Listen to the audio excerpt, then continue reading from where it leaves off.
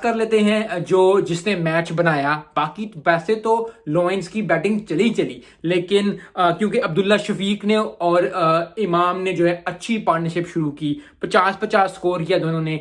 इमाम मैंने पहले भी कहा कि बहुत ही क्लेवर है, बहुत ही जबरदस्त है, और इस तरह के प्लेयर्स ना हमें चाहिए वनडे में। तो बड़ी अच्छी बात, अब्दुल्ला शफीक की भी इनिंग्स इतनी सही नहीं जा रही थी, लेकिन उसने अच्छी इनिंग्स खेल के ये प्रूव किया एक बार फिर कि वो खेल सकता है। और अब इसको जाने नहीं देना, क्योंकि जब आपकी 50-60 हो जाए और आप इतने इंटरनेशनली आप खेलते हो तो फिर आपने उसको साथ रख के आपने खेलना होता है। तो आई थिंक, आई होप कि अब्दुल्ला शफीक जो है आगे आने वाले दिनों में जो है वो अच्छी ही परफॉर्मेंस दे दे, अच्छा ही करे, क्योंकि ओपनर हमें जबरदस्त चाहिए इमाम के साथ, चाहे वो फखर हो जाए चाहे वो इमाम हो जाए। 52 किया, 51 किया, बड़ी अच्छी बात। उसके बाद जो है उमैर यूसुफ और जो है मोहम्मद ताहा ने जो है वो भी अच्छी की। तो बड़ी अच्छी पार्टनरशिप्स में जो है आज बैटिंग हुई।